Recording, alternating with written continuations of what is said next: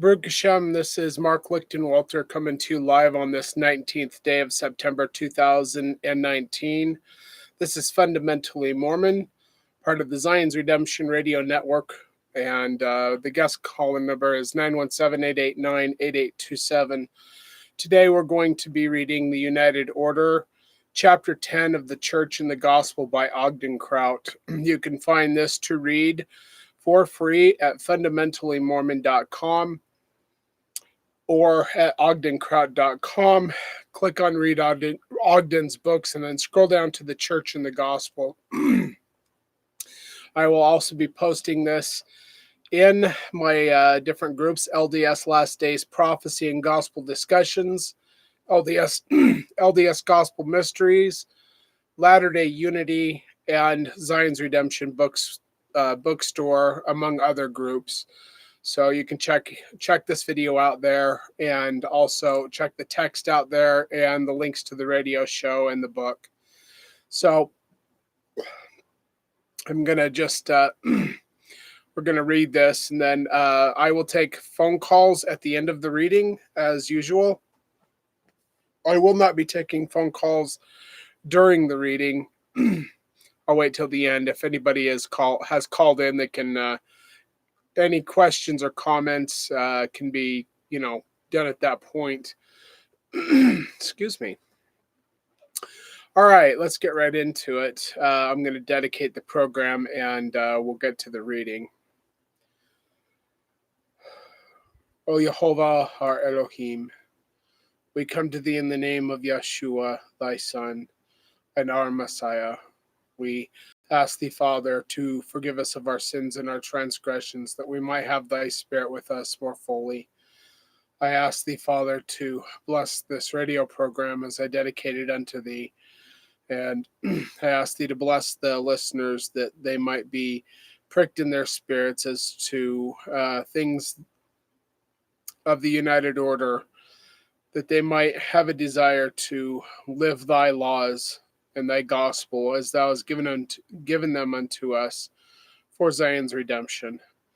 We love thee, Father, and we ask for thy blessing to be upon us, and say these things in the name of Yeshua, our Messiah. Amen. Come out of Babylon. One of the most notable differences between Mormonism and other religions is the close relationship between the spiritual and the temporal. Mormonism is not just another ethereal, mystic, or philosophical religious system, but rather a practical, down-to-earth religion that can deal with the dollars and cents, the butters and beans, the parcels and real estate, or heavenly kingdoms, because a religion that cannot help people temporally has little power to help them spiritually. Mormonism embraces both practicality and spirituality. In a doctoral dissertation by Dean D. McBrien, it was noted that in 112 revelations to Joseph Smith, 88 of them dealt in part or wholly with economic matters. This is not out of harmony with the Gospel of Matthew, Mark, and Luke, for one verse in every 6 deals with the money question. Out of the 29 parables of our Messiah, 16 of them mentioned the Christian and his money. It is not riches alone, but the lust for riches that overcomes the human will. The love of money is the root of all evil. 1 Timothy chapter 6, verse 10. So when men idolize riches, they often condescend to evil. To evil means to obtain them. We're on page 128. Excuse me. We're on page 128 for those of you reading along. A major mission for the Latter-day Saints is not only to teach, but to live an example of correct spiritual and temporal principles. Nearly every law of God has become foreign to our society. And if men do not rise up to protect themselves from the evil schemes and financial messes of the world, they must suffer the fate of Babylon when she falls. If we live according to the traditions, customs, and regulations of a Gentile society, how can we expect to gain a different reward? President John Taylor described our corrupt society by saying, quote, "The fact of the matter is, we are all of us on the highway to financial or temporal ruin. The world is going to the devil just as fast as it can go. Corruption, fraud, chicanery, deception, evil, and iniquity of every kind prevails, so that you cannot trust a man in any place, and you cannot rely upon his word.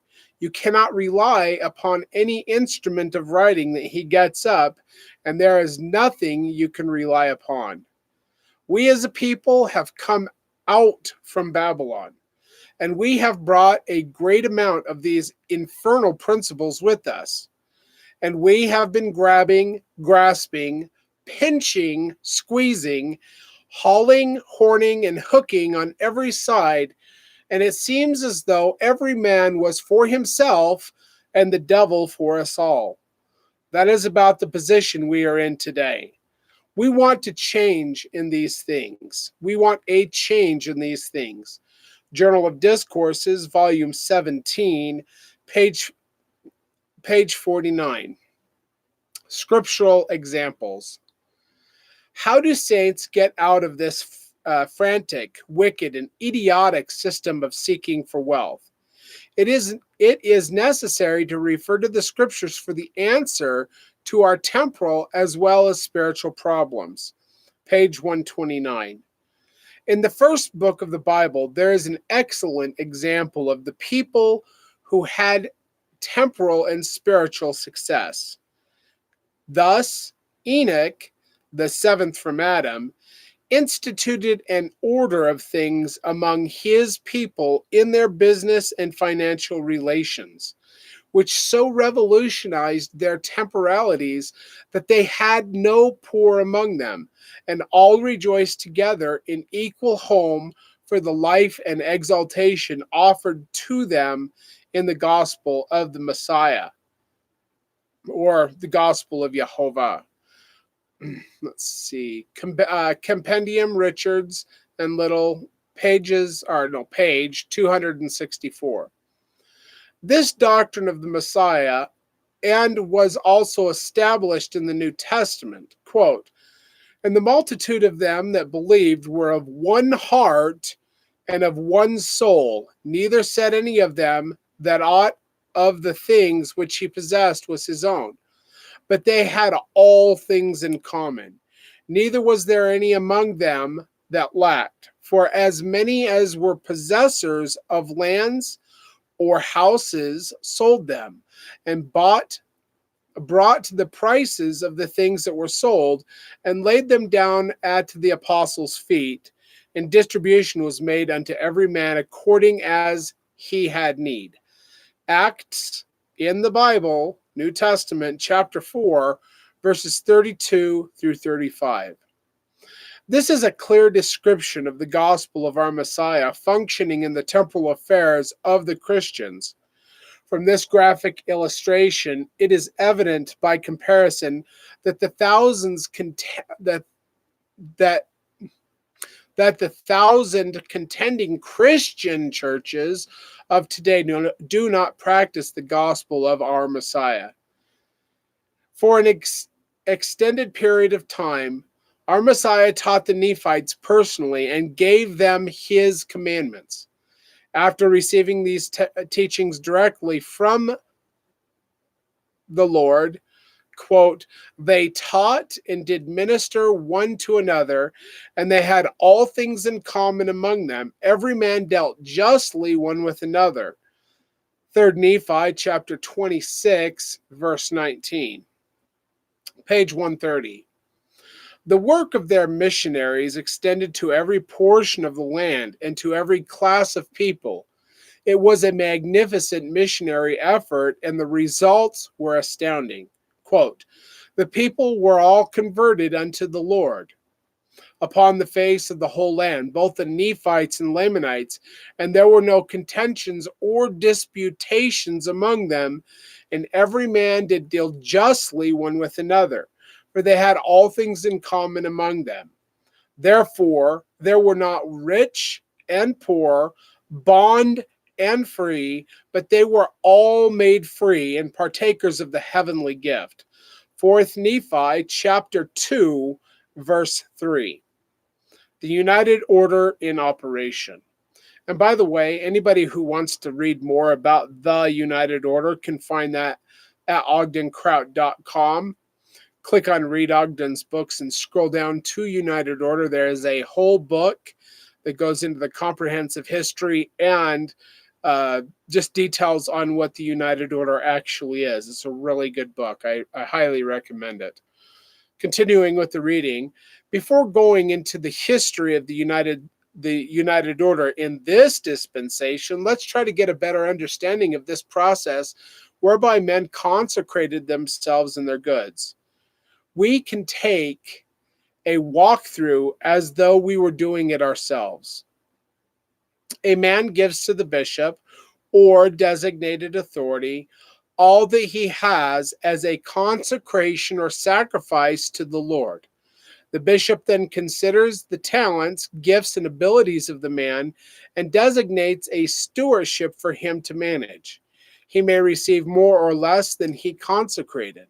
His stewardship will most likely be coordinated with a profession, a mason, carpenter, farmer, etc.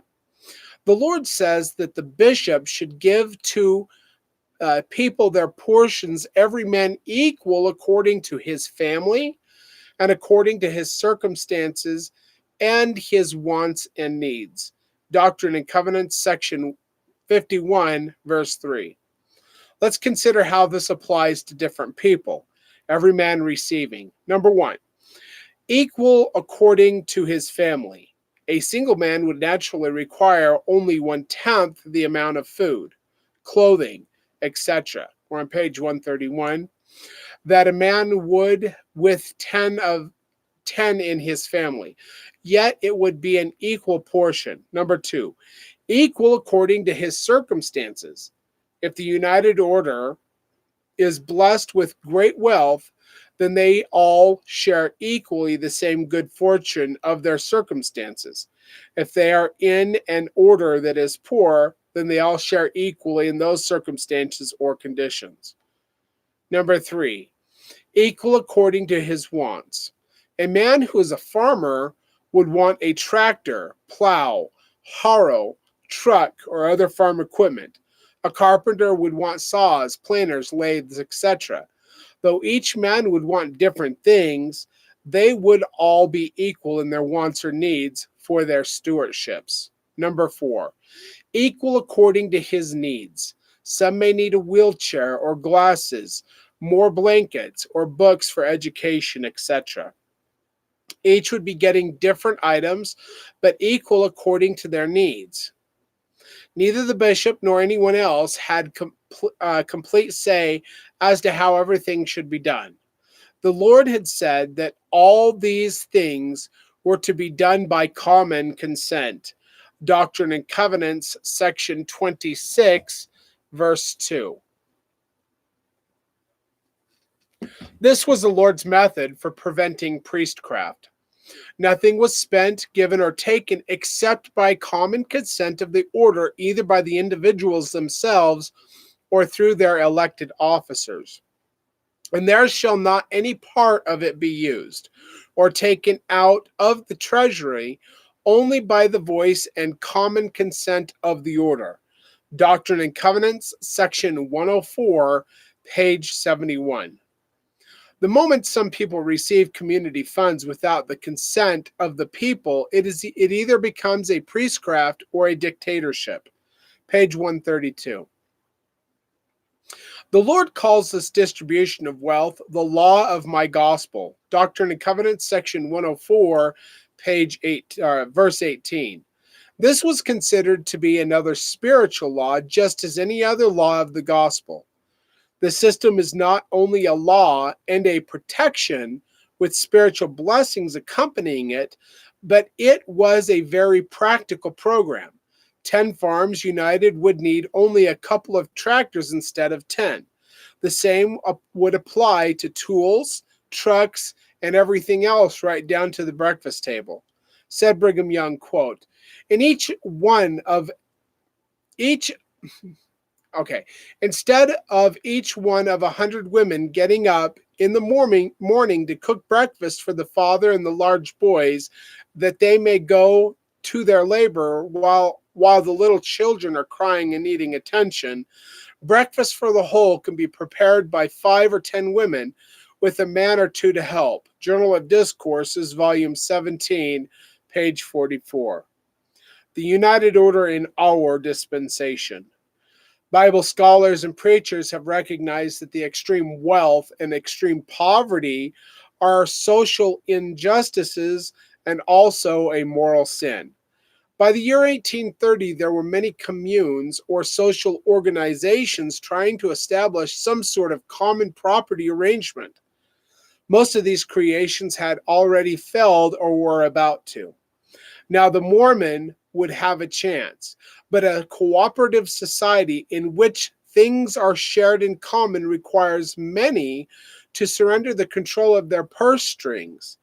This is a tender spot for man. Some men will put their eternal destiny into the arms of flesh with the recklessness that would astound dictators. But when their pocketbooks are to be assessed, they speedily retreat. In 1830, the Lord proposed to give this commandment of all things in common to the Mormons. Within a few months, the Lord revealed, quote, we're on page 133, but it is not given that one man should possess that which is above another, wherefore the whole world lieth in sin. Doctrine and Covenants, section 49, verse 20. And I wish that the people, or that the leadership of the church would get this through their thick skulls. You know, people make excuses for them saying, oh, it doesn't matter. I mean, you know, they did all these business things in Babylon to gain their wealth. And now if they live in great big old mansions, that's no big deal, you know. And then they talk about how they don't get paid, they don't get paid, but they do. They get paid living stipends, and they get paid on the board of different corporations, you know, for their labors in Zion. And like Russell M. Nelson right now is trying to sell his home in North Salt Lake for $1.3 million. No, he doesn't need it anymore because the church president has an apartment right there by the headquarters. So, you know, so he's selling his home. And if you want to take a look at his home, go ahead and look on my Facebook page at facebook.com/LAZURUS 1977. Just scroll down for a little ways. I have pictures of it, of the real estate agent that's selling it. This place is just magnificent. It is so nice. You know, Spencer Kimball lived in a humble home. And I remember hearing about a reporter that said, if this man lives in this home, there can't be any kind of corruption here. Because like his home, Spencer Kimball, was like really modest. Not so with Russell M. Nelson or Henry Uchtdorf or any of those guys. And I like them. I like Uchtdorf more than I like Nelson, but personally, you know, but Uchtdorf has a home in North Salt Lake, in Heber City, and he has got a third one somewhere. I can't remember where it is.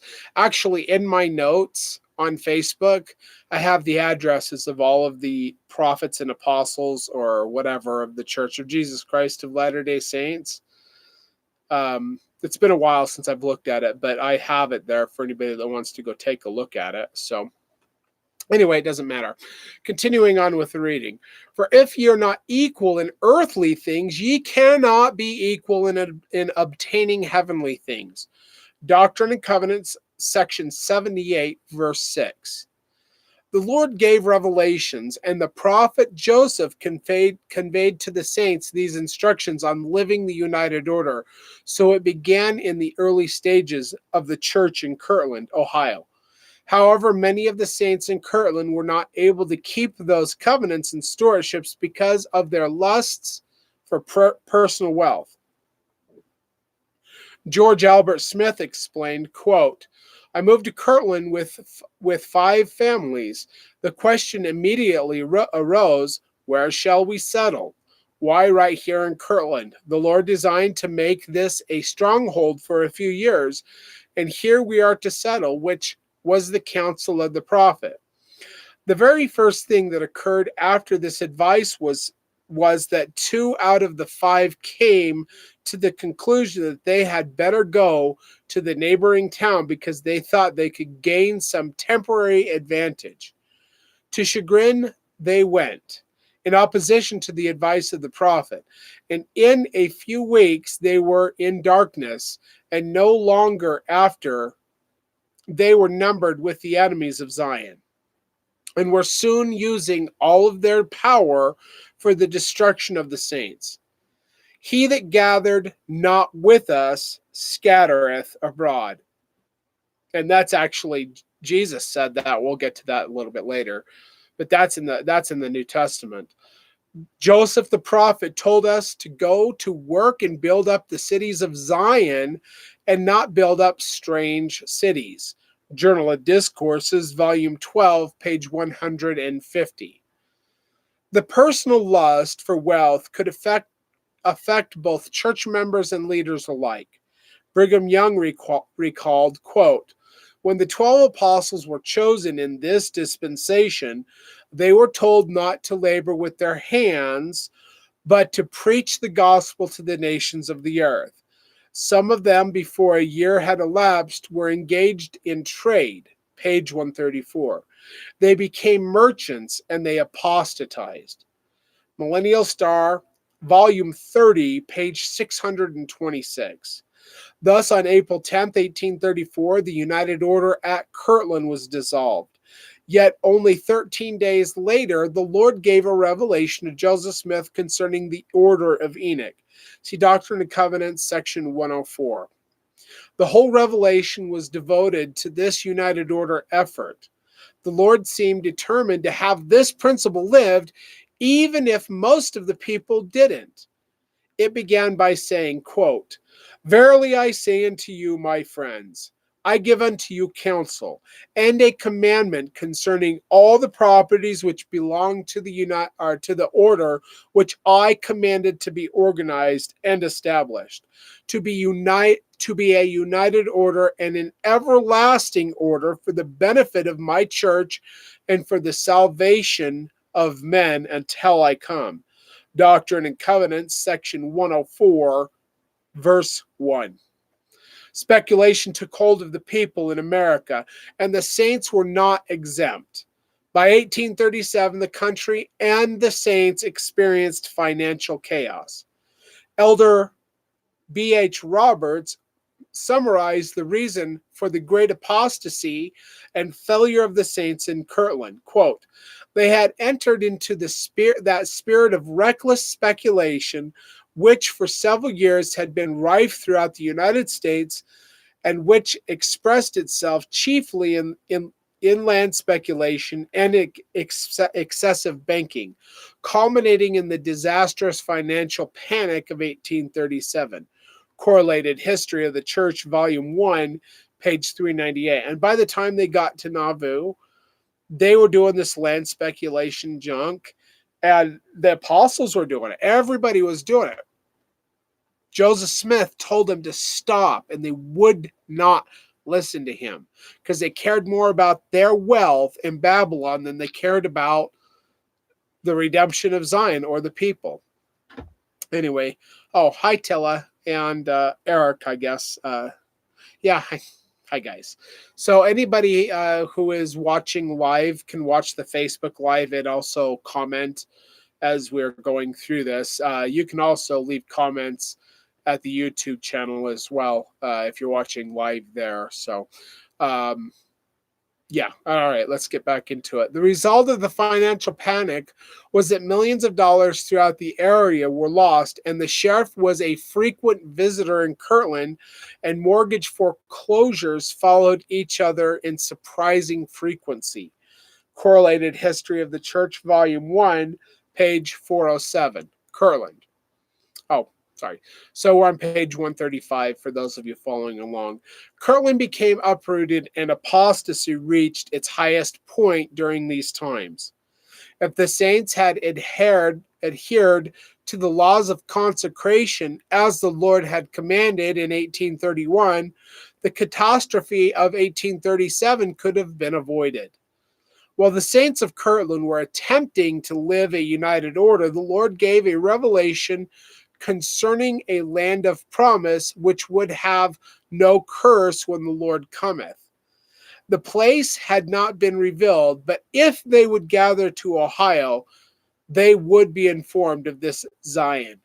Later, it was revealed that the New Jerusalem, or the Holy City, the capital of the government of God, would be located in Jackson County, Missouri. So, in the millennium, the word of the Lord comes out of Jerusalem and the law from Zion. I think I've said, I might be getting that backwards. There's two capitals. They talk about that in the New Testament. One is the political portion of the kingdom of God on the earth, and one is the theological portion of the kingdom of God on the earth. One is ruled over, well, they're both ruled over by Jehovah our Elohim and his son, God the Redeemer, Yeshua, who the Gentiles called Jesus, and God the Witness, who is called Messiah ben Joseph ben Ephraim, over the political portion of the kingdom of God. Zechariah chapter 4:14 talks about the Lord and his two anointed ones. He's talking about the two messiahs of Jehovah. And I don't want to get into the whole false doctrine that Jesus and Jehovah are the same person, other than to say this. If Jesus appeared to in Ether chapter 3 to Mahanre Moriankamer, and he says, never have I appeared unto man, but Jehovah had appeared to a whole bunch of people before that point. How is it that they say that Jesus and Jehovah are the same person? They're not. In the Kirtland dedication of the Kirtland Temple, Joseph Smith wrote out the dedicatory prayer, which was given to him by revelation, where he stated that they were praying to Jehovah, our great Father, and his Son, Jesus Christ. He knew the difference. It wasn't until the 1830s that the church started teaching that Jesus Christ and Jehovah were the same person. But Joseph Smith knew different.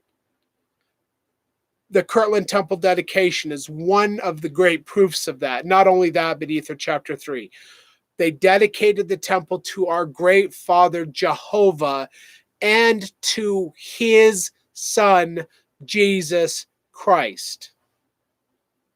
Anyway, continuing on.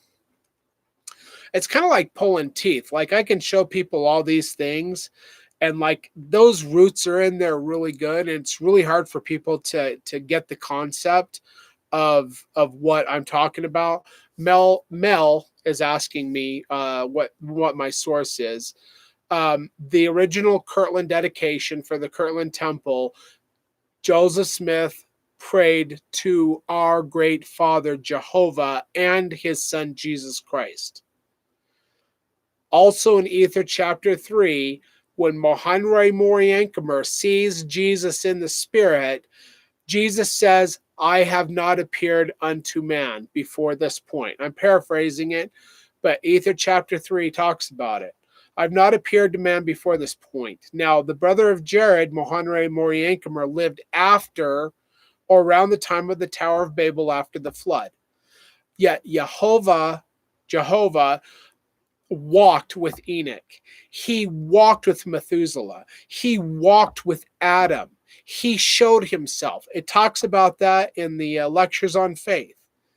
And not only that, Jesus says in Ether chapter 3, this is my spirit body. This is what I'll look like in the meridian of time when I come to the earth. with a body, but he's only a spirit. Right around the same time as Mohanre Moriankamer, Abraham sat down with Jehovah, who had a resurrected body, and they had a meal of dairy and meat. This is right before the destruction of Sodom and Gomorrah. Jehovah had a body. Yet Jesus tells Mohanre Moriankamer, I don't have a body. This is what I'll look like when I get a body. When Jesus says, I've never appeared to man before that point, and Jesus is not a liar, but Jehovah had appeared to men before that point, or Jehovah our Elohim, which it's all over the scriptures, the Hebrew scriptures. It says it all over the place. Jehovah our Elohim, or Jehovah Elohim. This whole thing with Jesus and Jehovah being the same person was not started. They didn't start teaching that until shortly after the death of Brigham Young, and it started to creep into the church at that point. And by the time James E. Talmage wrote the book Jesus the Christ, it was cemented as doctrine in the church, even though Joseph Smith taught differently while he was still alive.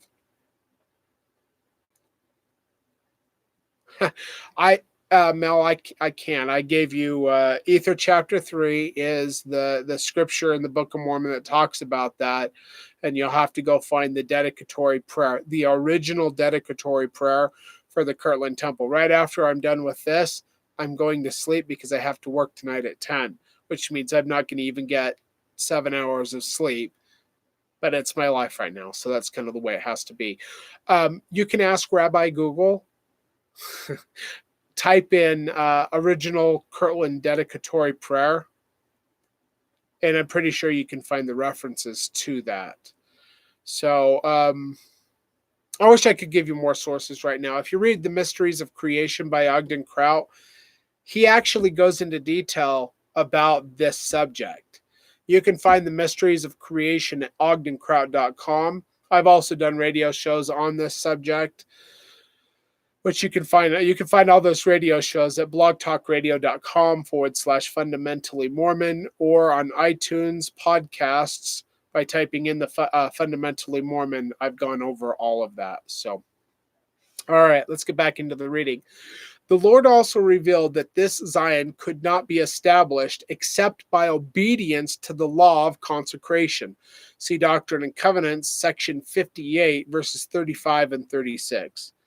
Another united order was attempted in Missouri, and the prophet dedicated the site for the Temple of the New Jerusalem at Independence.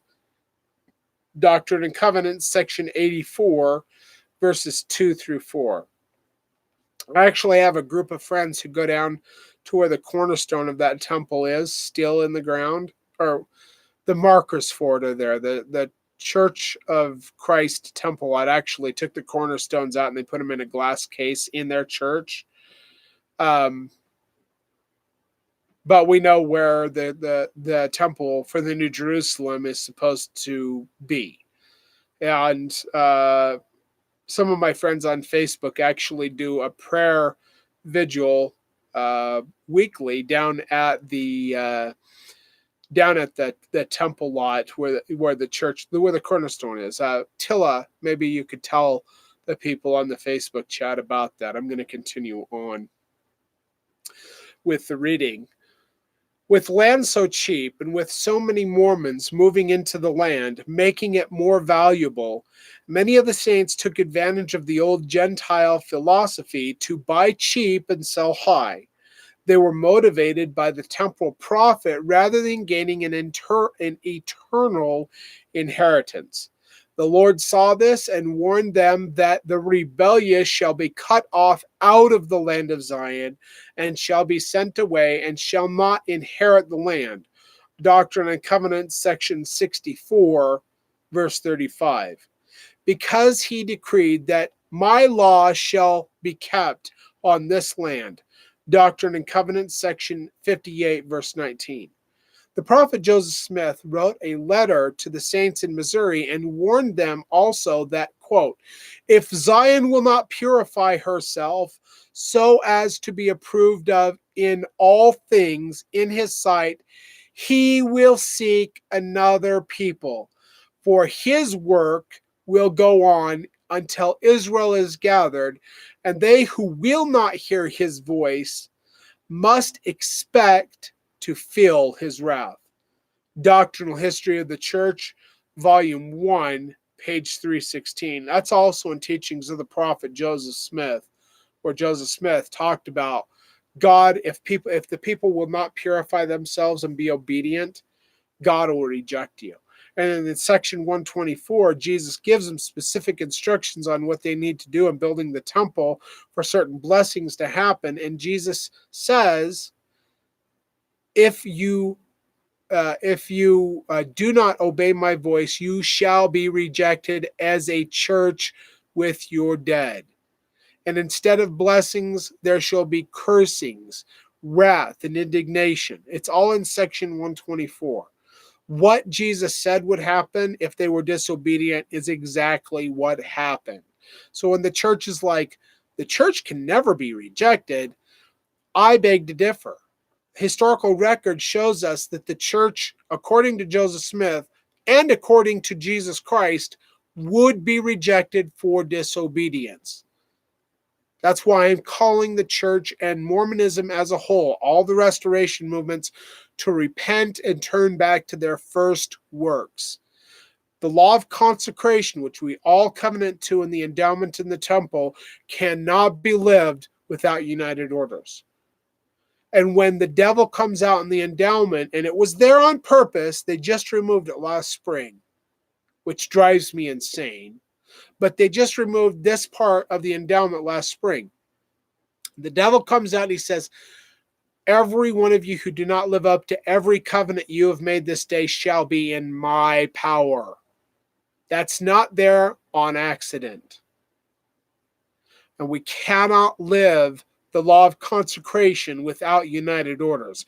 And a church, speaking to the mainstream Brighamite church in Salt Lake City, to a church with $32 billion in the stock market, building up the devil's kingdom, which Joseph Smith told him not to do.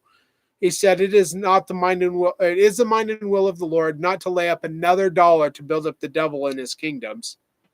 But they put their money in the stock market and invest in all kinds of stuff. $32 billion, 16 million members, and not one united order. Not one. Because they are not obedient to what God has asked them to do. Now that verse in section 124 is speaking specifically of finishing the temple whereby the Father can come dwell therein, that he might restore that which was lost unto you, or that which was taken away, even the fullness of the priesthood, which, by the way, the Father never did come to the Nauvoo temple, neither did Jesus Christ. The Shekinah glory of God never rested upon the Nauvoo temple as it did in the Kirtland temple. No angel ever came to the Nauvoo temple. It got caught on fire several times, the attic being burned out. Finally, it burned down to the ground and the stones were left there. And then a tornado came through Nauvoo later on and completely ripped it from its foundation. And when I went there in the year 2000, there was a hole in the ground where the temple once was. Now, shortly after that, they built another temple up there, which doesn't exactly follow the foreplan of the original. But Jesus said, curses, wrath, indignation, all of this. The church would be rejected if they were disobedient. And if the church continues to remains to be disobedient, according to what we just read, God will choose another people, a people of a higher order who will do what God has told them and not wait for the church to let them have permission to go do it. I remember, and Thomas Monson quoted this as if he came up with it himself, but it was actually Joseph Smith, that he would live a principle whether or not anybody lived it with him. Yes, Mel, I'll be putting this. I'll be putting the links to the YouTube and this video with all of whatever I'm reading and the radio show links on Zion's Redemption Bookstore, on my personal page on Facebook at facebook.com/LAZURUS 1977, as well as LDS Last Days Prophecy and Gospel Discussions, LDS Gospel Mysteries, Latter-day Unity, as well as many other, well, not many other. There's a couple other sites that that I am allowed to put them on. So yeah, it's all going to be there. So. All right. And if anybody can't just watch the videos, you can always call in. We have 100 lines available when I am doing the radio program, just to listen for anybody who wants to listen. At the end of the reading, if you want to talk or ask questions or whatever, you can push one and I'll see that come up on the studio and I'll be able to take your call. But people who want to listen, say they don't want to burn up their data on their phone and they have to go somewhere, so they want to listen on the phone. The guest call-in number is 917-889-8827. That's 917-889-8827. Continuing on with the reading. All of this was given as a warning to the saints at a time when everything was peaceful in Jackson County, Missouri. The saints were greedy after the temporal things, and within 2.5 years of their settling in the land of Zion, the words of these prophecies were fulfilled. Since the saints failed to keep the law of united order, they suffered the consequences, and the Lord chastised them. Quote, "Behold, they have not learned to be obedient to the things which I required at their hands, but are full of all manner of evil, and do not impart of their substances as becometh saints to the poor and the afflicted among them, and are not united according to the union required by the law of the celestial kingdom." Doctrine and Covenants, section 105, verses 3 through 4. The saints were their own worst enemy. Because of their own weaknesses and faults, the Lord allowed them to suffer the persecution and plundering that resulted in Missouri. Elder George Albert Smith reported, hold on here. The settlements in Jackson County were commenced on the principle of the law of consecration. There were, however, at that period, professed Latter-day Saints who did not see proper to abide by this law of consecration. They thought it was their privilege to look after number one, and some of them, believing that Zion was to become a very great city, and that being the center stake of it, they purchased tracts of land in the vicinity of the intention, with the intention of keeping them until Zion became the beautiful and joy of the whole earth, when they thought they could sell their land and make themselves very rich. It was probably owing to this, in part, that the Lord suffered the enemies of Zion to rise against her. Journal of Discourses, volume 17, page 59. We're on page 137. For those of you following along, you can read this, the full text to this, at fundamentallymormon.com. This chapter is the latest post, and it is up there ready for people to read it if they want to read it. Page 137. The Missourians rose up against the Mormons and burned out 203 Mormon homes and burned or destroyed many grain fields and granaries.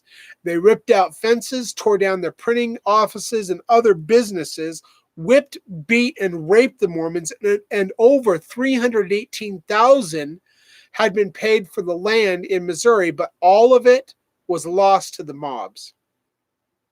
The prophet Joseph Smith gave a speech at Far West, which was not only a warning to the saints then, but a prophetic warning to the saints in our day. He said, quote, "Brethren, we are gathered to this beautiful land to build up Zion. But since I have been here, I have perceived the spirit of selfishness. Covetousness exists in the hearts of the saints. Here are those beginning to spread out, buying up all the land that they are able to, thinking to lay a foundation for themselves, only looking to their individual families. Now I want to tell you that Zion cannot be built up in such a way. I see signs pouring out, beer signs, speculative schemes are being introduced. This is the way of the world, Babylon indeed. I will tell you in the name of the God of Israel, if there is not repentance, you will be broken and scattered from this land.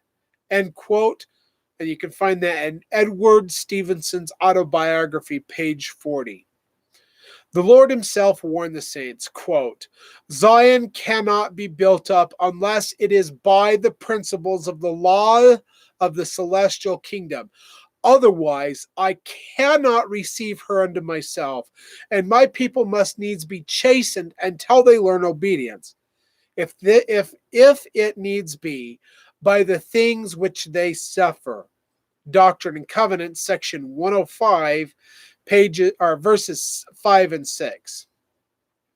Persecutions continued in Far West, and the Mormons were driven out again, leaving nearly $500,000 in property and goods.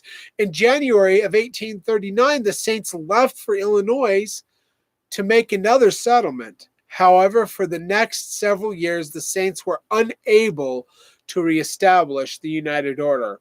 Page 138. Because the saints failed to keep the commandments of the Lord, they were forced more than once to leave their homes, their lands, and their temples. Soon they even had to leave the boundaries of the United States and wander in the desert wilderness to try again to live the gospel the way the Lord had revealed it. The barren wilderness of Utah was a means of purification.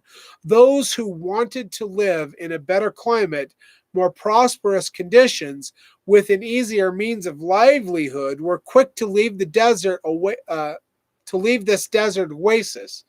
Some headed for the gold fields of California. Others sold their possessions and joined with the numerous caravans headed for the West Coast. After 20 years in the desert, a successful effort in getting the people into the United Order came with the establishment of a mercantile cooperative. In 1868, the first steps were taken towards the Zion's Cooperative Mercantile Institute, or what used to be called ZCMI, which was it was a department store back in the day. They closed them all down now. They went bankrupt or something like that. But this Zion's Cooperative Mercantile Institution was basically destroyed by Babylon. And it remains a memory in many of our pasts, especially if we live in Utah. And the branches of the cooperative were established in many of the settlements as stock companies. Everyone was given the opportunity to buy stock with cash, produce, or labor. Business was booming for the new ZCMI, but it was a death blow to many of the other merchants, including some of the Mormon stores. So it was like the Walmart of its day. But Brigham said the cooperative and the United Order would serve a better purpose. Quote, henceforth it must be to let this trade alone and save our... Hold on here. My studio just went to sleep. I had to bring it back up. And save our means for other purposes than to enrich outsiders. We must use it to spread the gospel, to gather the poor, build temples, sustain our poor, build houses for ourselves, and convert this means to a better use than to give it to those who will use it against us. Journal of Discourses, Volume 12, page 301. We are on page 139. Bitter conflict grew up between the Mormons and the non-Mormons during the 1860s and the 1870s. The government now took the position that mobs had formerly taken. Not only did they send a whole army out west to put down the Mormons, speaking of Johnston's army, but they began to hatch up numerous unconstitutional laws to persecute, religiously uproot, and economically destroy the Mormon people. These were the forces and conditions that drove the Mormon people into economic independence and the birth of the United Order again among its people. Another event that helped in the germination of the order was the Great National Panic and Depression of 1873. In 1872, Brigham Young delivered a sermon in which he may have been referring to this imminent depression. Quote, "If Babylon should happen to tip over, so that we could," and this is advice to us today, okay? If we are not living God's laws and coming out of Babylon, then we should be expected to receive Babylon's curses and wrath when it comes. Not only that, in order to receive an inheritance in the celestial kingdom, you have to keep a celestial law. If you're not keeping the celestial law, it doesn't matter how much tithing you pay and how much temple you, whatever, God is not going to give you. He's not going to give you that great exaltation you're seeking for. In order to receive a celestial resurrection, you must live the celestial laws that God has asked us to live. And anyone who believes that they can get there some other way is only being deceived and is in strong delusion. Continuing, if Babylon should happen to tip over so that we could not reach out and gather the necessities of life, we should be in a bad condition. I want to put you in mind of these things. And it is my duty to say to the Latter-day Saints that they should take measure to sustain themselves. They should lay a foundation for feeding and clothing themselves. Journal of Discourses, Volume 15, page 158.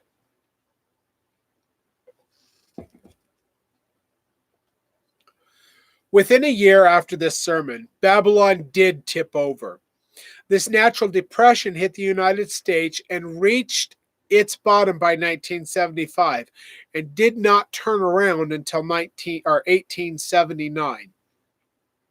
It was during these 6 years that people all over the It was during these 6 years that people all over the country were trying to find ways of financial relief.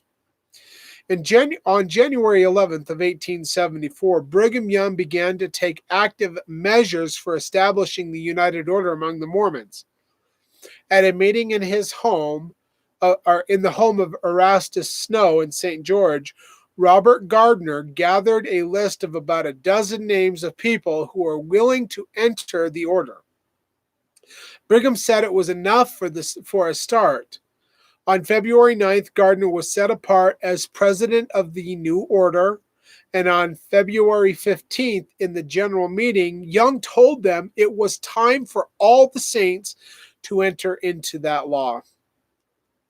We're on page 140, by the way. This was the beginning of a major change in the church, resulting in at least 220 different united orders, end quote. See Building the City of God by Arrington, Fox, and May. That's Leonard Arrington. Some of you may know who he is. Pages 414 through 419.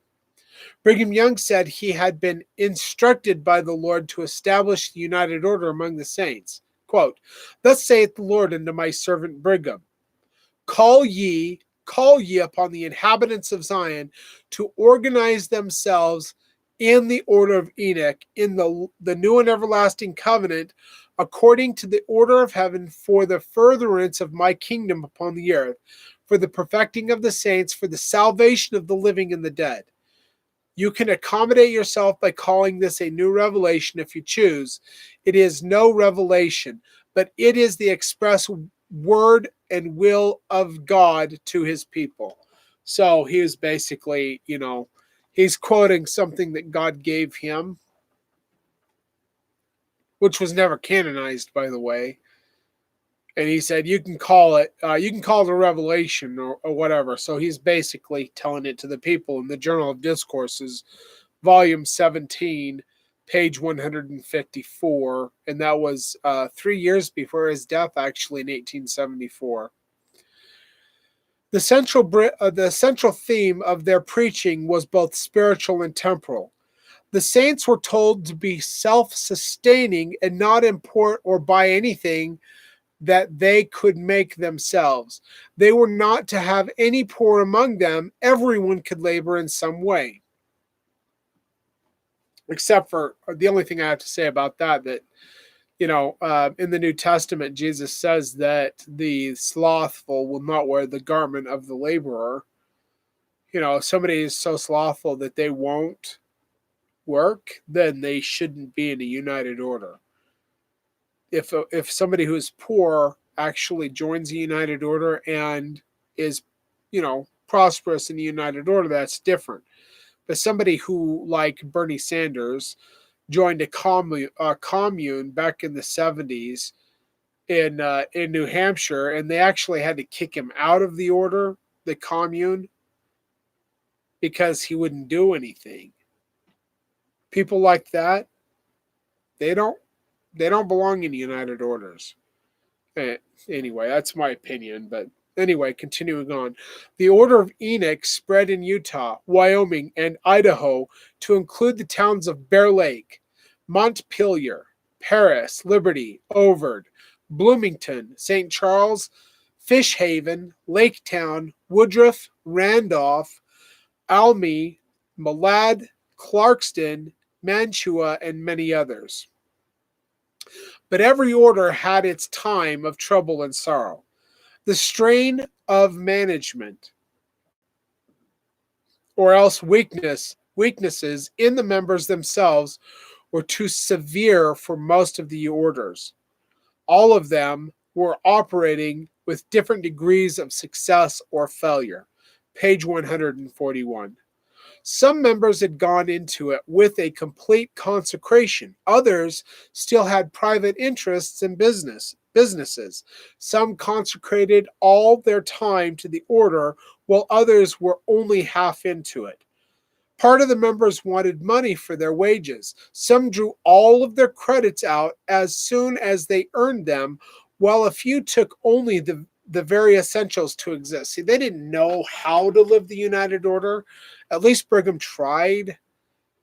But in a united order, somebody who has the fruits of being somebody who is worthy of actually being in a united order, they are given stewardships over a business per se.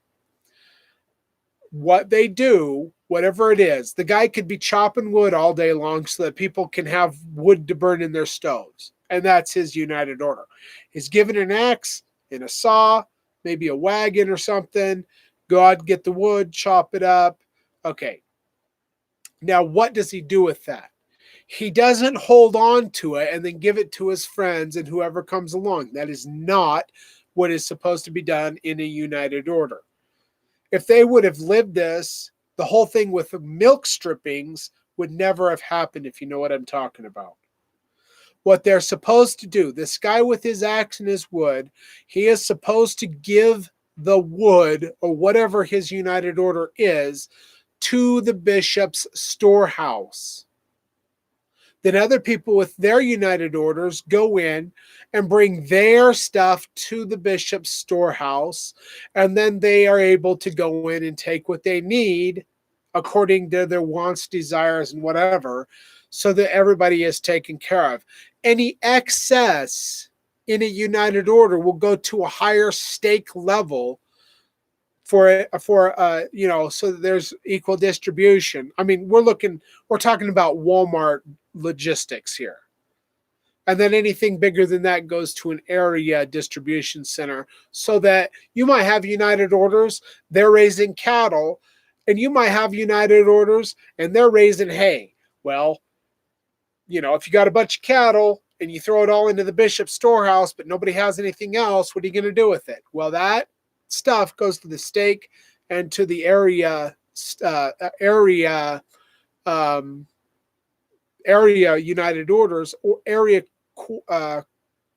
co-ops, and then it's distributed equally among the different united orders so that everybody is taken care of. Now, the guy with the wood, he's chopping it all day long. He is allowed to take what he needs out of his own labor for his family. So if he's got a nice big wood pile, that's fine.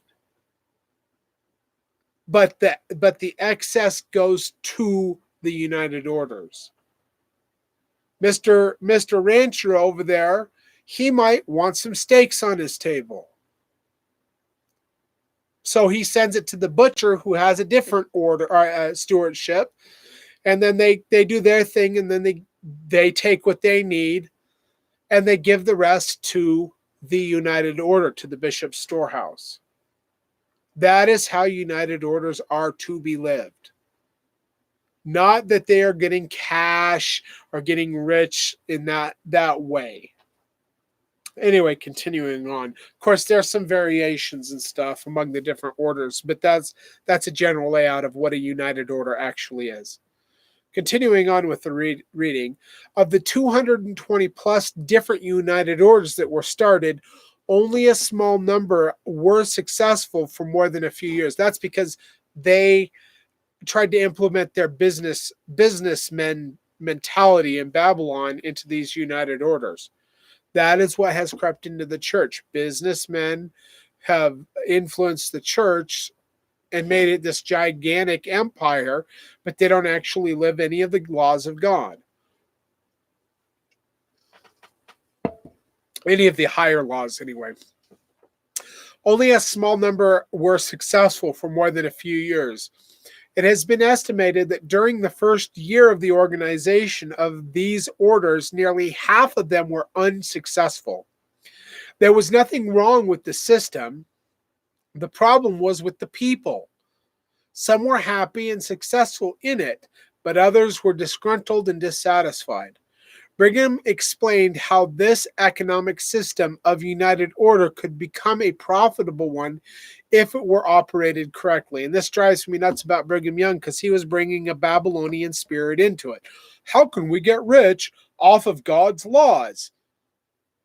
Do you know the scriptures that you have been given in the Doctrine and Covenants about how you're not supposed to have, like, oh, it drives me nuts. But you know, we're all in Egypt. We are all Israelites in Egypt. When Moshe or Moses comes into Egypt and relieves us all of being in bondage, and we go out into the wilderness, we carry all that Egyptian stuff in our head because that's how we were raised. It is hard to get away from our Babylonian society because though we want to be Israelites, we were raised up in a Babylonian system of corruption. And we think that it's perfectly okay. Moses had to walk around for one generation in the wilderness, which was 40 years, so that all of those people who came out of Mitzrayim or Egypt would die off, and their children would be able to go into the land of promise.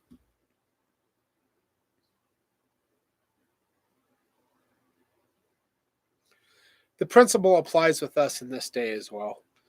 And it's hard to come out of Babylon the Great when you're so used to being in Babylon the Great. I know, because I want to come out of Babylon the Great, but I love Babylon the Great just as much as the rest of you. I don't love it completely, but there's things in it I love. The comfort and ease of being in Babylon, you know, but then we've got the curses of being in Babylon. So I don't know. What are we going to do, right? I wish there was a people who we could all get together and actually live these higher laws. Continuing on, I know how to start such a society. This is Brigham Young. Right in this city, and how to make its members rich. Is there a wall I could bang my head on right now? Would you like to know how to do this? I can tell you in a very few words: never want a thing you cannot get, live within your means, manufacture that which you wear, and raise that which you eat. Raise every calf and lamb. Ooh, we're going to get some lambs and some goats for our new farm that we're going to be moving into next month. I'm so excited. We might wait till next year because we got to raise a hay crop first. But anyway, raise chickens and have your eggs. Make your butter and cheese and always have a little to spare. The first year we raise a crop and we have more than we want, we buy nothing. We sell a little. The next year we raise more. We buy nothing and we sell more. In this way, we could pile up the gold and silver, and in 20 years, 100 families working like this could buy out their neighbors. Journal of Discourses, Volume 16, page 11. He drives me nuts. So Brigham Young, for all of his talk, he never actually joined in any United Orders.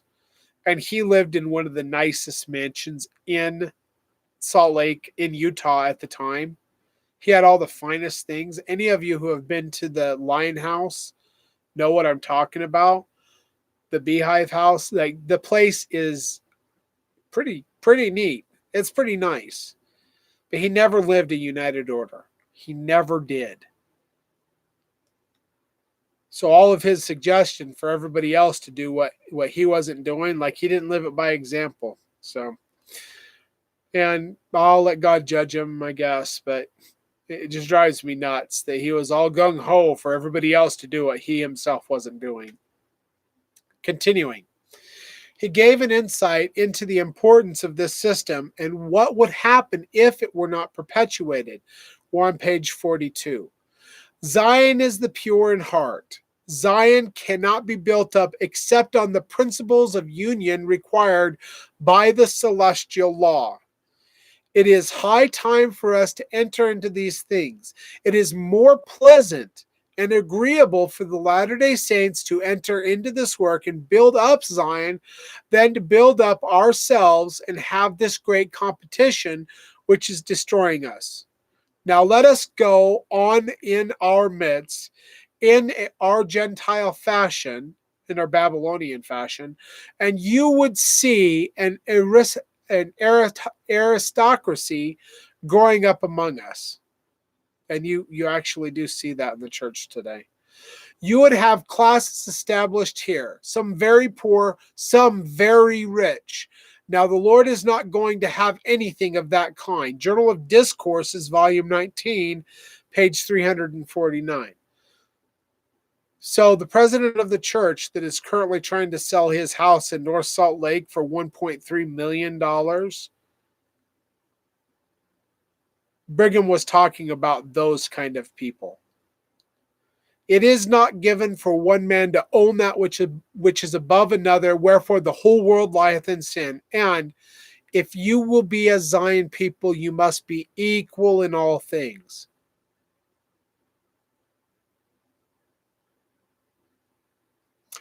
A correspondent from the Salt Lake Herald visited the Brigham City United Order and wrote a brief synopsis which leaves a nostalgic glimpse of the past and of what might have been. Quote, if the examples of the inhabitants of this town was more generally followed, Utah would be more prosperous and her people much better off. Our present suicidal policy of exporting raw materials and importing manufactured articles would be stopped.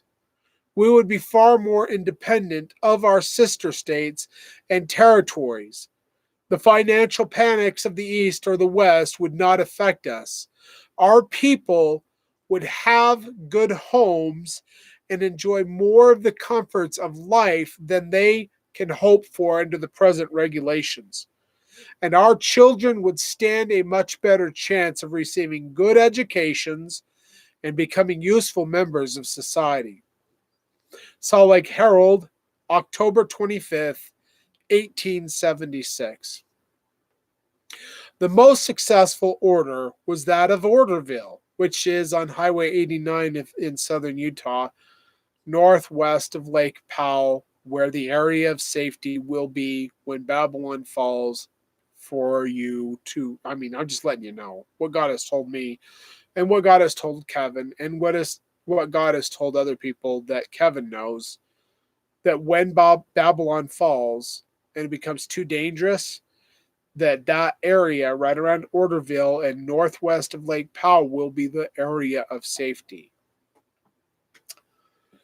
That community never felt the economic fluctuations on the money markets nor the effects of the Depression, for they were almost totally self-sustaining. They had their own meat, eggs, cheese, soap, coal, lumber, milk, silk, wool, cotton, and leather products. In addition, they were able to furnish materials and labor in the building of the St. George and the Manti temples, and they also sent out missionaries. Page 143. Eventually, there came a time when those living in Orderville were better dressed and better fed than any of their neighbors. During the Depression of the late 1870s and early 1880s, many people sought to join the Orderville community. There were those who joined but would not work, and some who soon withdrew from the order, both of whom caused trouble. From order to disorder. The last members of the Orderville Board of Directors remained until July 14th of 1900. The order was still financially independent when it was disorganized, and negotiations were even underway at this time for the purchase of several cotton mills. The reason why they had to give up the United Orders is because part of the agreement with the government to do away with polygamy or plural celestial marriage was that they disbanded the Council of 50, which was the government of God, the political organization of the kingdom of God on the earth, and that they did away with United Orders. So Orderville was the last or one of the last ones to actually close up shop.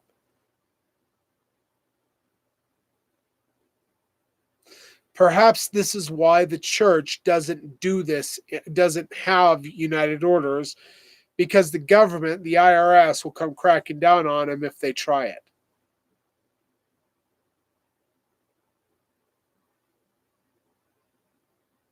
But we can live it as a people, independent. I will maintain a correct principle even if I stand alone in that principle. There ought to be more people like Joseph Smith, who is the one that originally came up with that quote, that he would live God's laws even if he lived it alone. However, it was not the weakness of the members, the difficulty of internal practices, or the stringent rules that caused the order the greatest trouble. It was the federal government. The Edmunds-Tucker Act in 1885 introduced fines and imprisonment for polygamists for unlawful cohabitation, causing many to leave for the underground. Some of the men were apprehended and sent to prison, including the president of Orderville, Thomas Chamberlain. And along with the government, it was also some of the LDS church leaders that finally disbanded the order. Quote, many of the families in Orderville were plural and tried to escape the U.S. marshals who were enforcing the Edmunds Act. Many men went into hiding. Some were caught and sentenced to prison. The Apostle Lyman advised the citizens to discontinue the order. End quote. Orderly Orderville by Nick Carling, The Trolley Times, page 2. And we are reading on page 144 of The Church and the Gospel by Ogden Kraut. We're in chapter 10, and you can read for free online this text at fundamentallymormon.com and at ogdenkraut.com as well. Because of the Edmunds-Tucker law, the government was legally stealing Mormon church land. Some of the leaders were more willing to capitulate with their enemies than to stand up for their rights.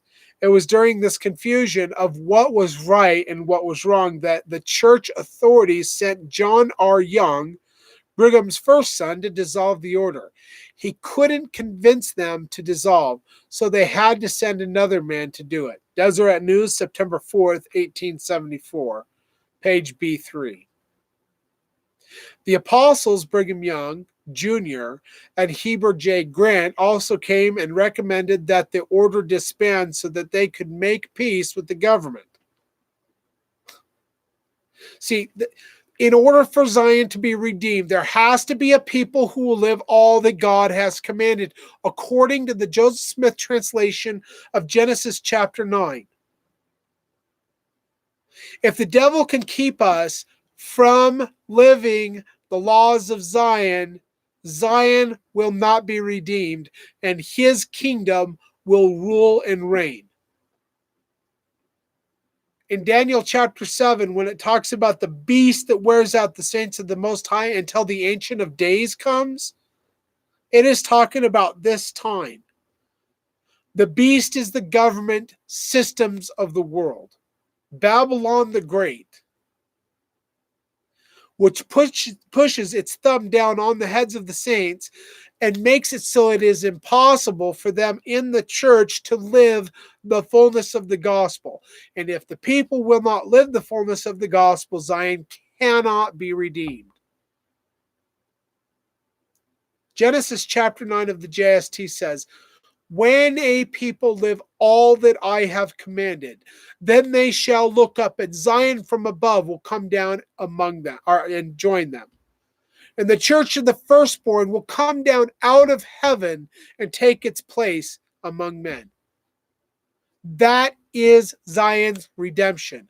The city of Zion, the city of Enoch coming back down on the earth. And it cannot happen until there is a people who are obedient to what God has asked us as a people to do.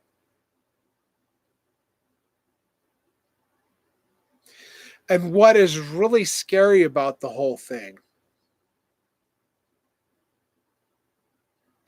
is that if, I don't know how to put it, if Zion is not redeemed and the church of the firstborn does not take place,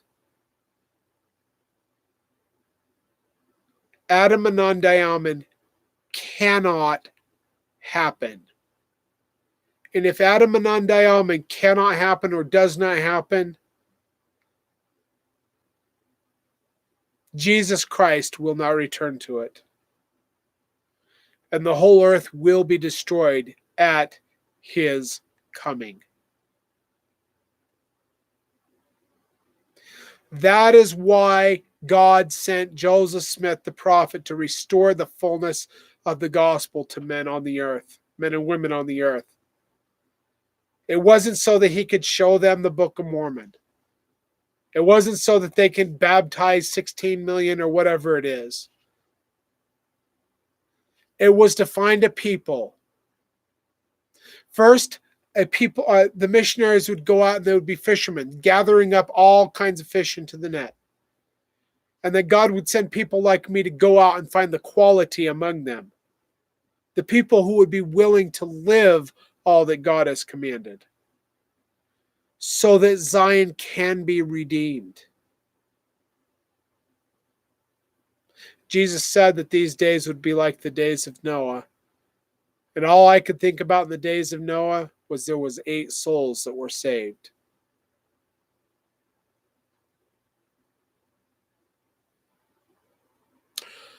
Tilla says, we are called to keep the Sabbath and the commandments according to the sealed Book of Mormon. So I haven't actually read that yet. I wish somebody would do a podcast about the sealed Book of Mormon so that I could just listen to it.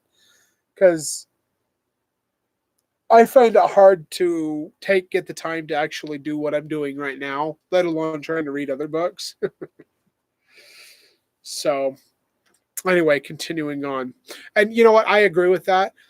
When the Roman Empire hijacked the Church of Jesus Christ in the meridian of time, they changed the Sabbath. That was never done by God.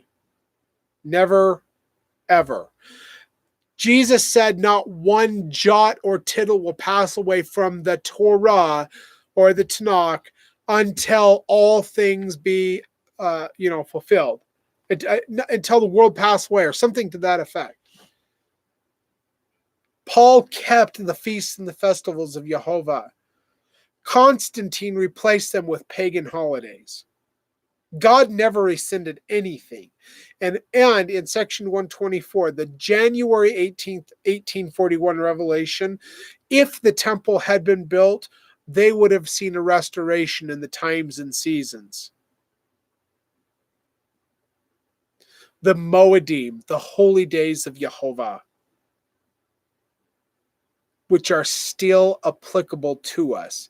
And in the last chapter of Zechariah, it says, in the millennium, they who will not keep the Feast of Tabernacles or Sukkot will be cursed. So in the millennium, they're still keeping the holy days of Jehovah. They are still applicable to us in our day. Tilla, can you ask them if they will, if they have a channel where they upload the videos for that class too? Because I know that there's a class, I just don't ever see it. And like, it's hard for me, like you are sitting here watching me, and I'm grateful for that. But for people who come on live at different times, I'm oblivious, and I got so many other things going on. I feel like a chicken with his head cut off. I almost said a head with his chicken cut off, but the same difference. So what I like to do is when I'm driving, and I'll show you. This is my iPad. Oh, you can see my studio and everything. See my studio. There's, oops. Yeah. Anyway, I upload videos from YouTube onto that, and then I listen to them while I'm driving. That's how I have to do things. I don't watch TV a whole lot. I sleep. I try to sleep a lot. I have to take care of my 3-month-old baby, and I'll like put him in his little thing that he lays in next to me on the couch and try to sleep. And then when he cries at me, I'll like stick a binky in his mouth or feed him or change his diaper or pick him up and burp him or whatever.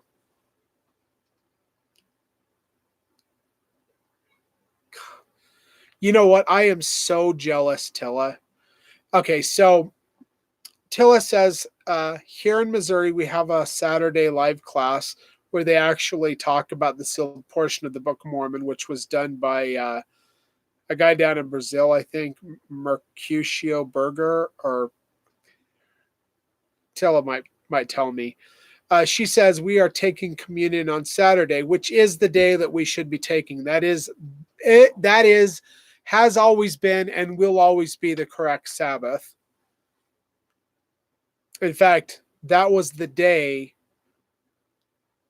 when Yeshua was resurrected. It wasn't Sunday morning. That came along, the whole Sunday morning, Friday night, Sunday morning thing, that came along when Constantine hijacked the early church. Yeshua, who the Gentiles called Jesus, was murdered and hung on the cross on a Wednesday in the year 28 AD. Right before the high feast or the high Sabbath of unleavened bread. He was placed in the tomb just before the beginning of that Sabbath on Wednesday night. He was in the tomb Thursday night, Friday night, and on the third day and the third night, which was the sign given by the prophet Jonah, at the end of the Sabbath, when the sun was setting, he was resurrected. It wasn't 3 days and 4 nights. And it certainly wasn't Friday night to Sunday morning. Not even Einstein can get 3 days and 3 nights. You can't. It is Constantine wanted to honor Dagon, the fish god, on Friday, and Apollos, the sun god, on Sunday, because he was a pagan who hijacked the church.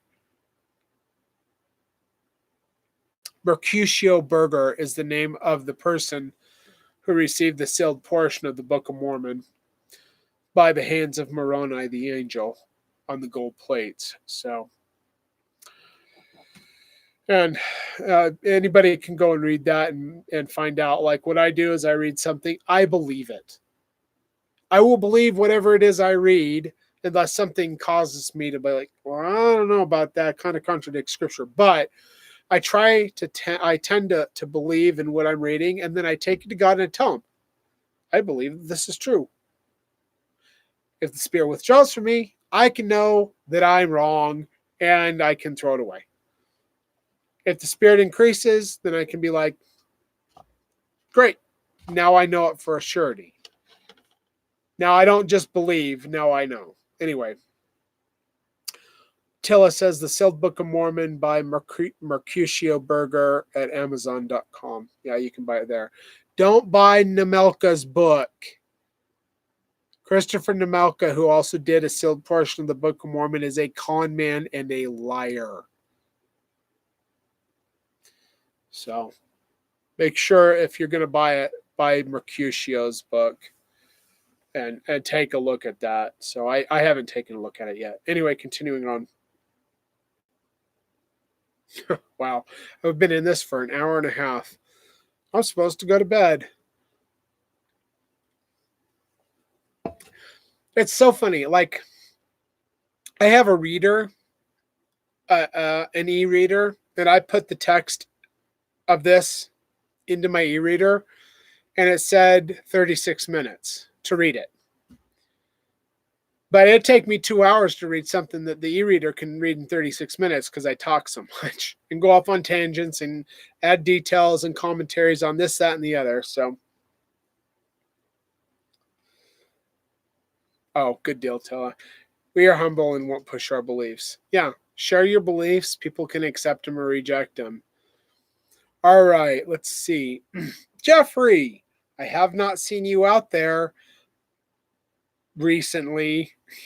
Jeffrey's he's watching live and he drives coal truck like I do. So anyway, I haven't seen him for a while. Usually he says hi when he passes, but and like it's kind of funny. Everybody can tell who, like, my truck is unique from all the other trucks. Everybody who knows Redbeard or Gravedigger, because that's what they call me, they know when I'm coming along because my truck is different. My old rusty hunk of junk is different than everybody else's pretty truck. Jeff's truck is a nice truck, and I'm jealous of his truck. Anyway, continuing on. Gradually, each piece of property... Oh, oops. Wrong keyboard. Gradually, each piece of property and livestock was transferred, sold, or deeded. It was not until 1900 that the last item, the incorporated order, was phased out of existence. Actually, Jeff, don't you start at 4 p.m.? It's 4:34. Are you at home? Anyway, he's probably laughing at me right now.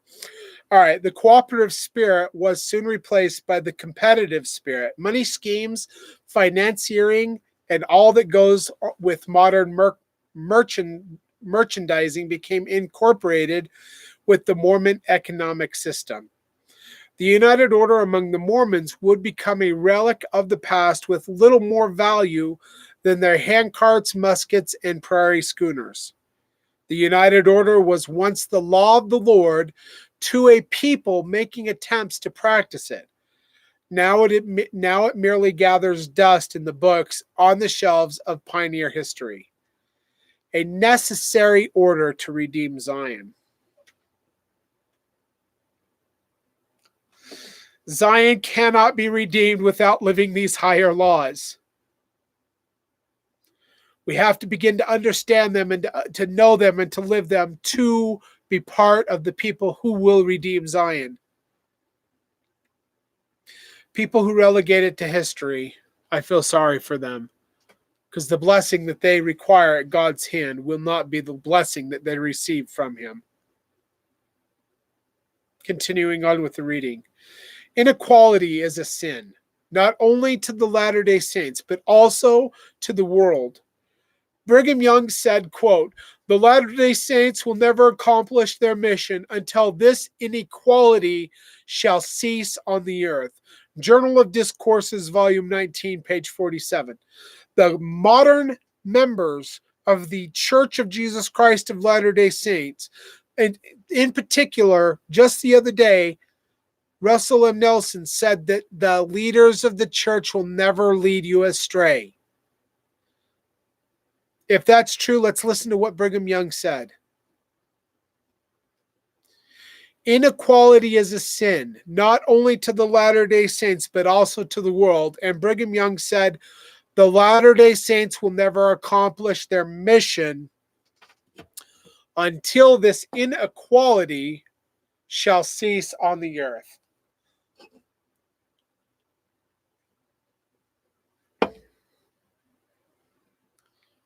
I'm glad that Russell M. Nelson is finally selling his massive mansion in North Salt Lake. Maybe he ought to donate that money to the poor. If the modern leaders of the LDS Church would be obedient to God's laws, they wouldn't have, like Uchtdorf, 3 separate large mansions. They would not be living high on the hog, so to speak. They do not resemble Jesus Christ or his apostles, other than Judas, who carried the money bag.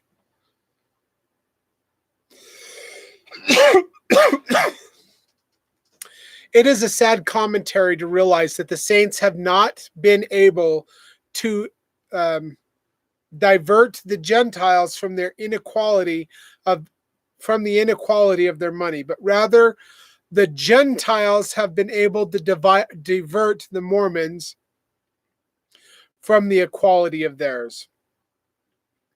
So it looks like we have a caller. I am finishing the reading, and then we'll take your phone call, area code 574, or on page 145.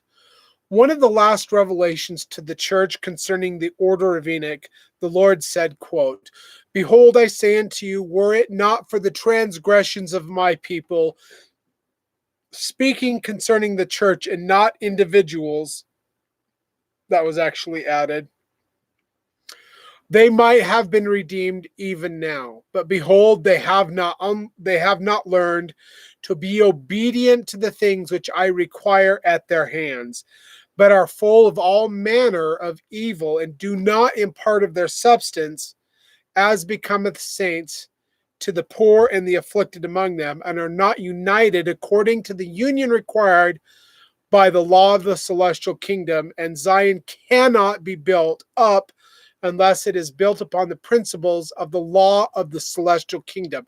Otherwise, I cannot receive her unto myself." Doctrine and Covenants, section 105, verses 2 through 5. The problem among the saints has not been resolved even to the present day. To summarize, number 1, having all things in common was the doctrine attempted or practiced by all the true saints since the beginning of recorded history.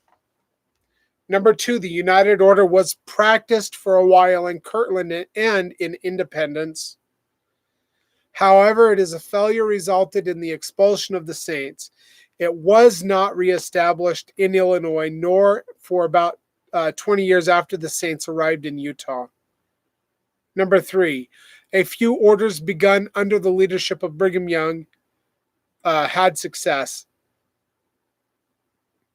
Some of them were Brigham City and Orderville, but they were gradually discontinued because of pressures from the United States government, the LDS Church, or because of disunity among the people themselves. We're on page 146.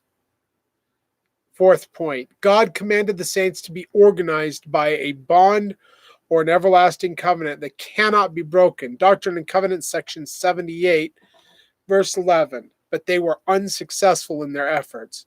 The United Order is an everlasting order. Doctrine and Covenants, section 104, verse 1. Number 5. For the last century, no attempt by the LDS Church has been made to reestablish the United Order. Number 6. Today, the saints are taught and are practicing the principles of Babylon by pinching, grasping, hooking, cheating, and every other deception to get rich. For the person who called in, and for anybody, we're almost done with the reading portion. If you want to come on the radio program, you have to push 1 so that I can see that you want to be on the program, and then I'll answer your call. Anybody who also wants to call can call in right now at 917-889-8827. That's 917-889-8827. And I'm sorry for people who are listening live. I have no way for you to hear what the person is saying live. So I'm going to repeat their question for the people to hear what the person is saying, because I just don't have the equipment in the studio for that. Also, please don't be vulgar on my program. You can disagree with me all you want. You can even call me names as long as it's not vulgar. But please be respectful. All right, we're going to finish this, and then one more time with the guest call-in number. It's 917-889-8827. Point number 7. Zion cannot be established except through the law of consecration. See Doctrine and Covenants, section 58, verse 35 through 36. Okay, now we're going to bring on area code 574. If you'll let us know what your name is and where you're calling from, and then you can make your question or your statements. Go ahead, area code 574. Hello.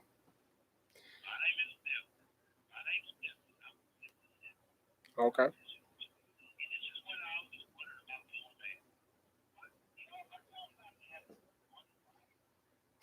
No, it depends. It depends on which branch of Mormonism. So the mainstream, whatever, in the mainstream Mormon church, they will not allow the members to have more than one living wife at a time. But Dallin Oaks and Russell M. Nelson are actually plurally sealed or celestial sealed to 2 different women because their wives died and they got remarried. So they're like married to 2 women at celestially, whatever. Okay, the whole thing with it being illegal, what part of the Constitution don't you understand when it says that the rights of the people in their religion shall not be infringed? Also, in the Old Testament, the law of plural celestial marriage was a thing lived by the choicest of God's prophets. Go ahead.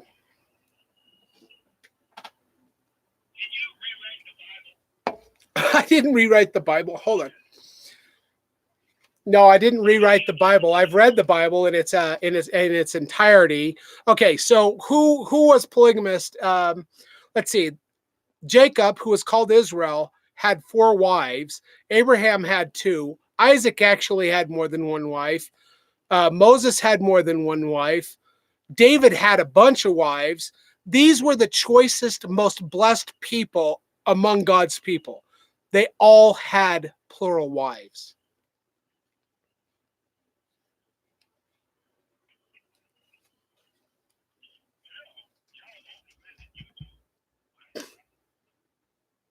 Hold on. I'm gonna put you on speakerphone so the rest of these people can hear what you're saying.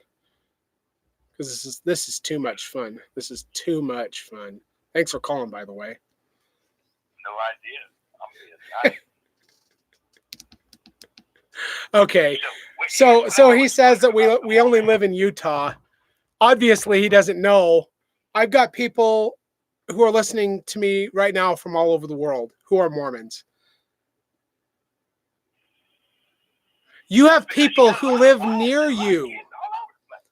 Look in a phone book, and you will find the Church of Jesus Christ of Latter-day Saints, the Mormons, in the town that you live in.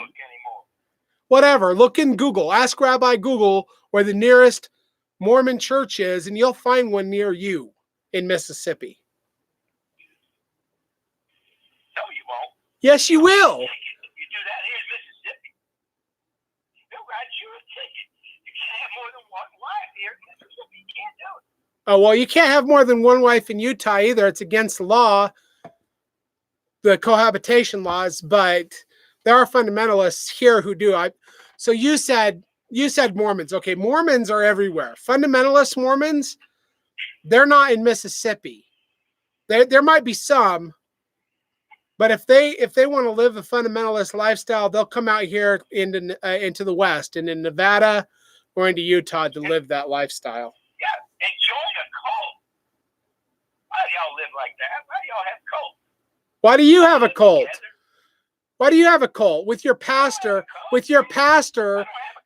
Oh, you don't. You need to read the definition of what a cult is in order to understand what a cult is. Now, I agree that the modern LDS church, and Mister, don't understand. You need to understand something. I am not a member of the Mormon Church. I am not, and I agree that they are cultish. Go ahead. The United Order?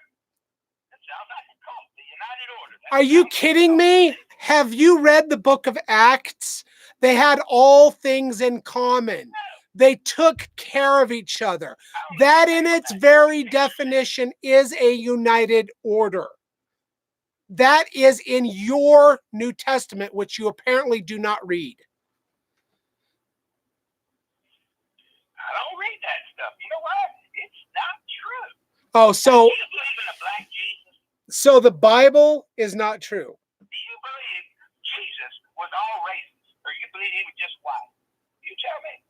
I've actually seen Jesus Christ face to face, and he is white.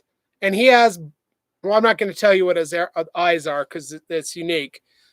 But yeah, he's white. He ain't black. He is not a Palestinian. He is a white person. That's not black. I know he's not black. I don't know if that's in your book. I don't know if you're watching. It's not. Are you kidding me? See, you don't even know what Mormonism is. You might have skipped over that. That's an Arab right there. You're actually kind of funny. Jesus was gay. I'll tell you that right now. I know why. I can tell you. I know why he was gay.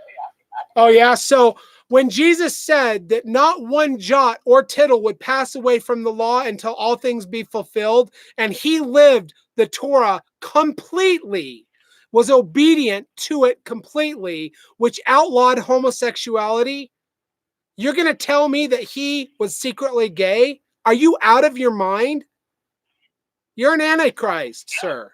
You're an antichrist. You don't believe in the real Jesus. Here's why. I'll tell you right now. If you listen to me. All right. Here's why. Jesus had hair that was 3 feet long like a woman. That's number one. And you listed a bunch of things that were really hard to listen. So number one, Jesus had hair that was 3 feet long. Number two is Jesus wore a big old long white dress. You don't even know that. Nobody wore pants back then. Nobody wore pants back then, you crazy. Number four, he drank wine all the time. Is that not a gay man or a woman? You're out of your mind. Are you gay? No, I'm not. Watch your mouth. I'll shoot you with a shotgun, you Mormon. Oh, yeah? You can try. You know how many people have shot at me? You know how many people have missed? Every single one of them. I've been shot at 4 times. Point blank one time. The bullets went around me. I felt the breeze of them as they went around me because God will not allow me to die. So you can go ahead and try to shoot me. And one of those times it was by a shotgun. And I saw the black cloud of BBs flying over my head. You can do whatever you want. I'm not going to die until God wants me to die. Mr. Threaten me on my own radio show. Are you out of your mind? But I'm going to let you keep talking because I think you're funny. I don't think I'm funny. I'm just telling you. Jesus could have been black man. He could have been an Arab. He could have been a mix of all of them. And that's why I believe he was. Well, anybody who doesn't know him personally would have to say that. Yeah, he's white. That sounds awful racist. Why do you say Jesus was a white man? Did you ever meet him? I think he dropped. You seen him in person? Yeah, I've seen him in person. I've touched him. I've felt his flesh. I've embraced him in the flesh. Yes, I absolutely did. And a Pentecostal in Kentucky was there when it happened, and he saw it happen. Yeah, I have seen him face to face, whether you believe it or not. But you wouldn't believe it because Jesus for you is a fairy tale because you don't know him.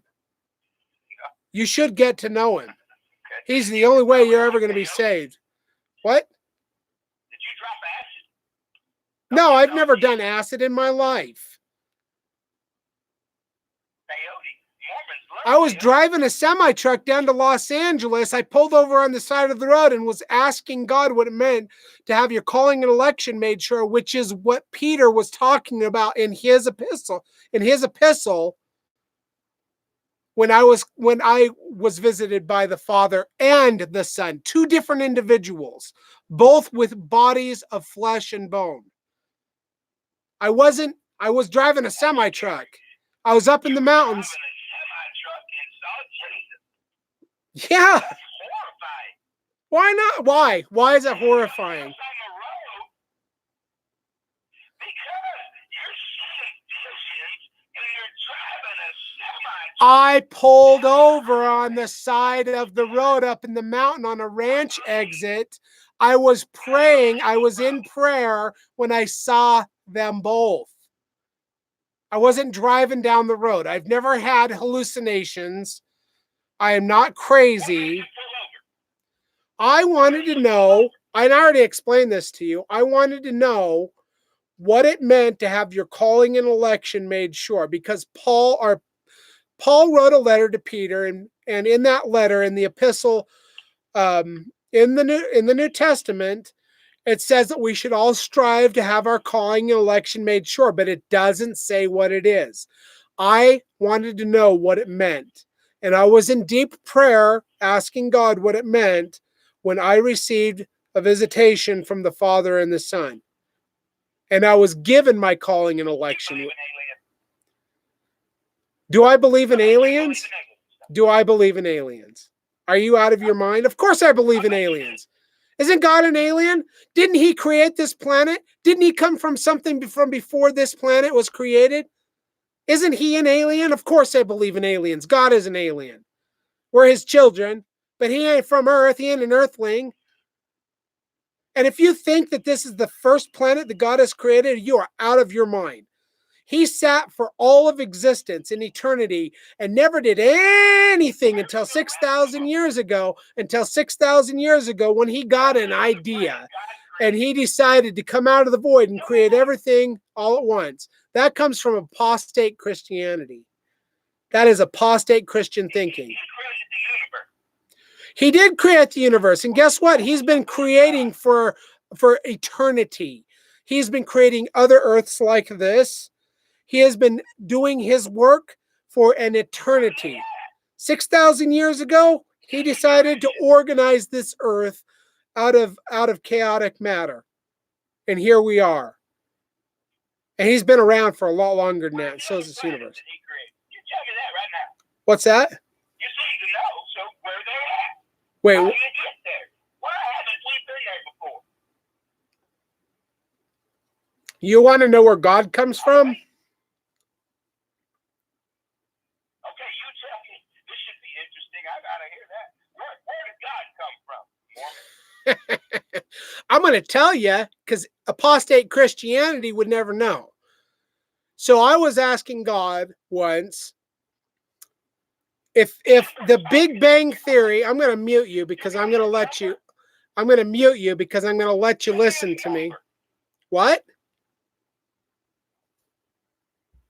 Does he got an iPhone or a Samsung? You're out of your mind. Do you want to hear the answer or not? Yes, go ahead.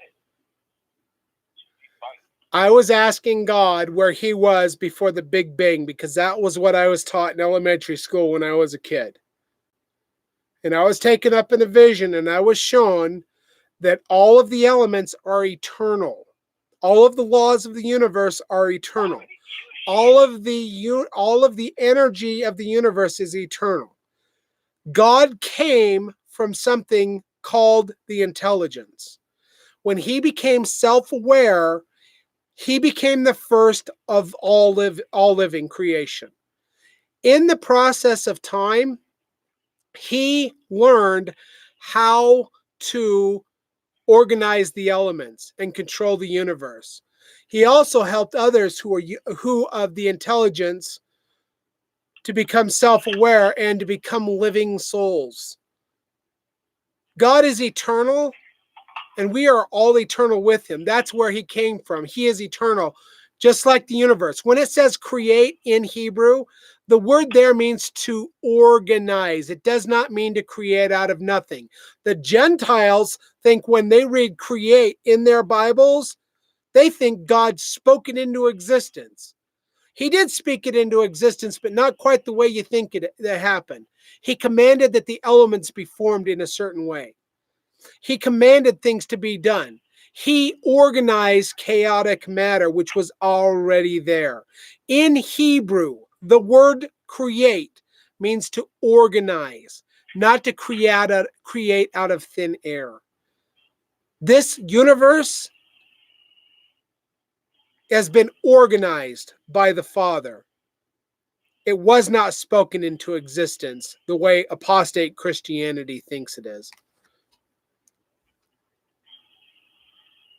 Well, thank you for translating all the Hebrew into English. So you know what? But I would be confused. That's because you're not a prophet. In order to understand the truth of God's gospel, see, Peter said, I am a prophet. Did I just not tell you that I have seen Jesus Christ face to face? Did I just not tell you I have seen Jesus Christ face to face? Are you slow in the head? You made up a story that you read from a book that has nothing to do with anything. You read one book and you believe it's true, Peter, and you just started telling a story. in the book of Peter, You're a storyteller. in the book of Peter, it says scripture is not for private interpretation. That's because the interpretation belongs to God alone. It does not belong to you or any other Gentile. And in order to understand the scriptures, you have to be a prophet to understand the scriptures. Moses said God would that all of his people, all of his children were prophets. So you're a prophet. Absolutely. And you should be too. Absolutely, I'm a prophet. Absolutely, I'm a prophet. I bet you got a stand selling socks at the flea market, and you think you're a prophet. Did I just not tell you I'm a truck driver? Are you out of your mind? You're going to try to disparage me by saying I sell socks at the flea market? Do you know why God sent the prophet Joseph Smith to the earth? Because apostate Christianity hijacked the true church of Jesus Christ. The Roman Empire and Constantine hijacked the truth. You have thousands of different Christian denominations with all your many doctrines.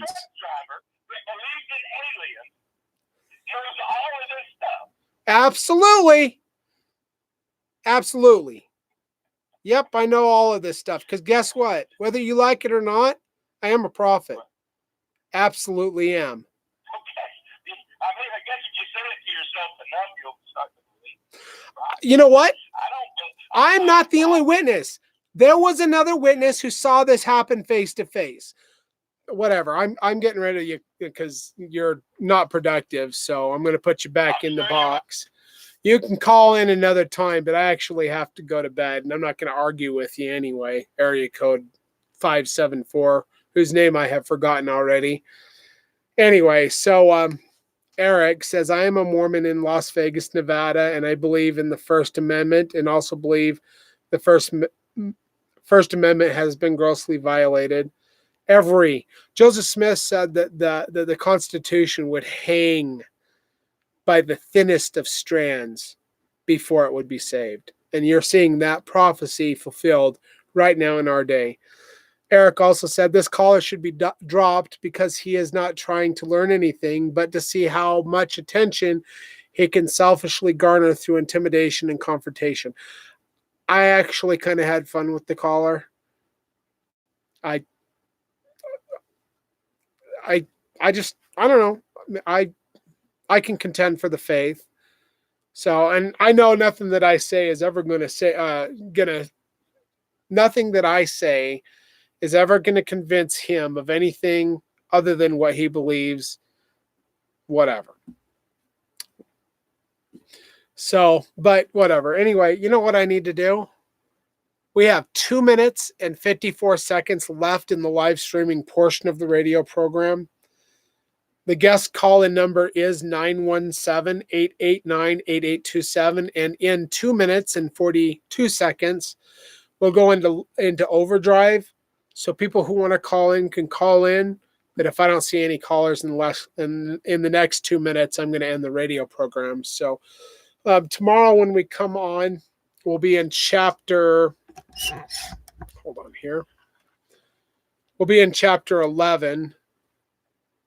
And let's see here. I might not come on tomorrow because, well, I got some stuff I got to do. But the next time we come on, we'll be in chapter 11. And that is entitled The Only True God. The Only True God, yeah. And then chapter 12, it talks about plural marriage. So, plural marriage, which is what the caller was asking about. We'll talk about that. Chapter 13 is a chapter I do not want to read, but I will go through it. It talks about blacks in the priesthood. That ought to be a hot topic in our culturally sensitive age. Chapter 14, the kingdom of God. And then conclusion. Next week sometime we'll get to the conclusion. And contending for the faith, which is exactly kind of what I was doing with that caller, but I was just having fun. So 90 seconds. So we got 90 seconds left in the live streaming portion of the radio program. If you want to go into overdrive, if you want to be part or call in and with your questions or comments, you can do so at 917-889-8827. That's 917-889-8827. And we've got 42 seconds left. 60 seconds. Oh, 60 seconds left. So there's a lag. There's 32 seconds left on my screen, but there's a lag in the what you see and whatever. So looks like we don't have any callers calling in. So, but like I said, area code 574 from Mississippi. You can call in anytime at the end of the reading with your questions or comments, and maybe see. I don't care if he's not gonna ever convert. He's gonna mock it because he has a spirit of disbelief, and that's fine. But like questions that mockers bring up and I answer them, 10 seconds. People